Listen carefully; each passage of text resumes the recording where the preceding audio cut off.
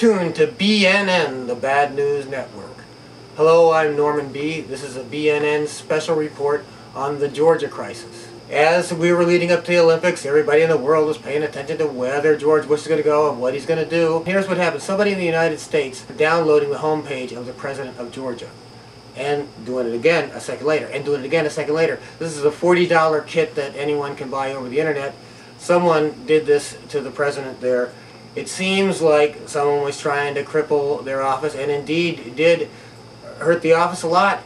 They assumed it was Russia, and so Georgia began the attack against Russians in South Ossetia, killing over 1,000 people.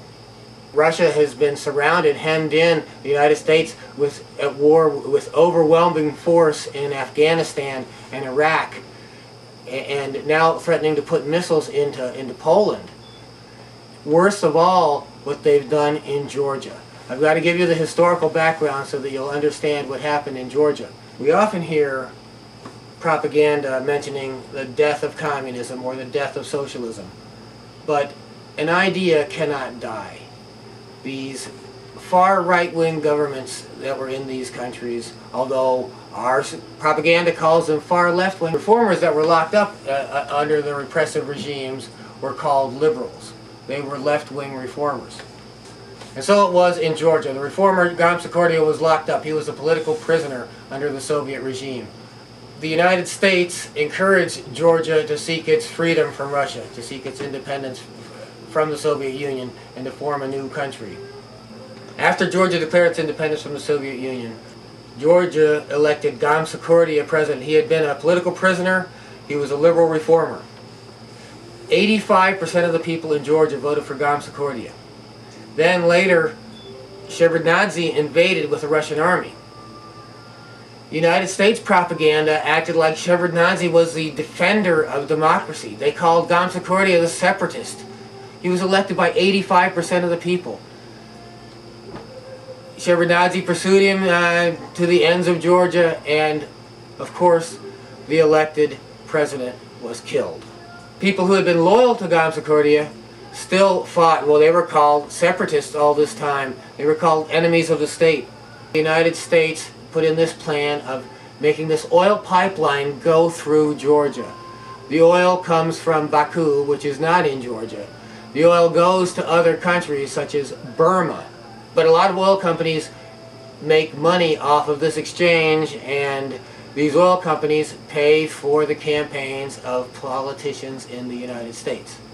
And so the U.S. determined to put a pipeline through, but the problem with putting a pipeline through Georgia is the only place where it would go is through the intercontinental divide between Europe and Asia, the Caucasus Mountains, the pristine natural heritage of Georgia. But the oil companies didn't care about that. They wanted that pipeline to go through there. Well, once Shevardnadze got in control of Georgia, he said he was going to put in the pipeline, and the oil companies loved him. And Shevardnadze said he was going to put in the pipeline, and the oil companies loved him, and they probably poured money into him. And American propaganda said Shevardnadze is the great defender of democracy, and his own people knew him as a ruthless dictator. And the United States said, yes, that's what Georgia needs, is somebody like Shevardnadze, somebody who's going to put in the oil pipeline. Finally, there was so much international pressure from human rights groups and ecological groups that even Shevardnadze was not going to put in the pipeline. The day that Shevardnadze announced he wasn't going to put in the pipeline, he was overthrown in an oil company and intelligence coup. Now, was Russia expected to stand for this? Do you know that one of the main reasons for World War II was the oil in Georgia? Hitler invaded Russia to try to get to Georgia's oil. But once Shevardnadze was overthrown, the pipeline was quickly put in, the ecological heritage of Georgia was quickly trashed, destroyed.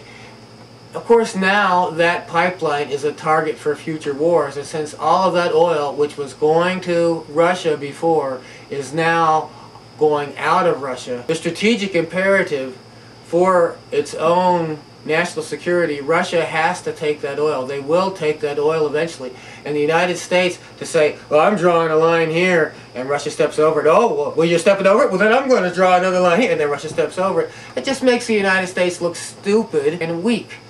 The United States holds no cards in this.